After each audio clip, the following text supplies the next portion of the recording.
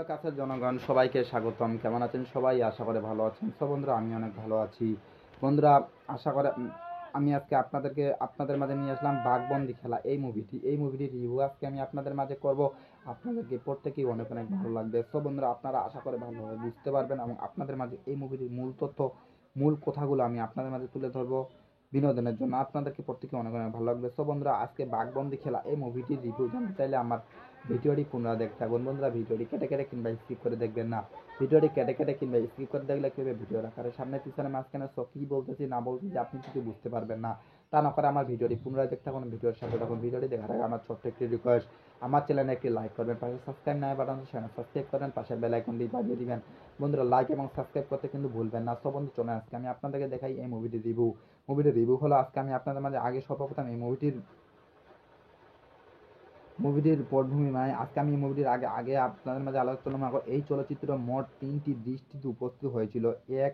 প্রথম দৃষ্টিতে এই বাঘবন্দি ওরফে বারিট ঘটনা এর কাহিনী রয়েছিল। দ্বিতীয় দৃষ্টিতে এই বন্দিটি হয়েছিল দুইজনে ওয়ানডিটিং প্লান্ডিং জীবনের কাহিনী রয়েছিল। তৃতীয় দৃষ্টিতে এই একজন উকিল ও তার পরিবার এর মধ্যকার সমস্যা ও সমধৈর্য কাহিনী রয়েছিল। বাঘবন্দি খেলা এটি তিনটি গল্পের একটি নৈতায়িক চলচ্চিত্র, যা প্রতিটি চরিত্রের জীবনের উপর অভিজ্ঞত প্রধান সন্তুষ্ট করেছিল। বারিন ঘটকের ওপর পদ্ধত দমন করার একটি মিশ্রিত হীরক অপদ্য সাংঘিক হয়ে মেনিক বিভক্ত সৃষ্টি করে অনুজ্ঞর কাছে কারে অপরত কেবল একটি খেলা। এতে বাংলা চলচ্চিত্র তিন সুপার তারকাদের নির্ধারিত উগ্র লড়াই করতে দেখা গিয়েছিল। সব বন্ধুরা, আপনারা সকলে বুঝতে পেরেছেন। আমি এখন আপনাদের মাঝে তুলে ধরবো এই মুভিটির পরিচালক কে ছিল। মুভিটির পরিচালক ছিল সুদীপ্ত মন্ডল, হরণরাজ চক্রবর্তী, রাজা চন্দ্র। বন্ধুরা, আপনারা আশা করে বুঝতে পেরেছেন এই মুভিটির পরিচালক কে ছিল। বন্ধুরা, আমি আপনাদের মাঝে দেখাবো এই মুভিটিতে অভিনয় কে কে করেছিল। অভিনয় করেছিলেন প্রসেনজিৎ চ্যাটার্জি, জিৎ সোম চক্রবর্তী, শ্রাবণ চ্যাটার্জি, সায়ন্তিক ব্যানার্জি, পর্দায় ঋতুপর্ণ সেনগুপ্ত। বন্ধুরা, আপনাদের মাঝে আমি এই মুভিটির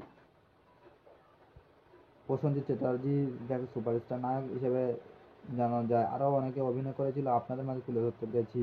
বন্ধুরা, এখন আমি আপনাদের মাঝে তুলে ধরবো এই মুভিটির মুক্তির তারিখ কত ছিল। মুভিটির মুক্তির তারিখ ছিল 16ই নভেম্বর 2018। দেশ ছিল ভারত, ভাষা ছিল বাংলা। বন্ধুরা, এই মুভিটি নির্মাণ হয়েছিল 6 কোটি এবং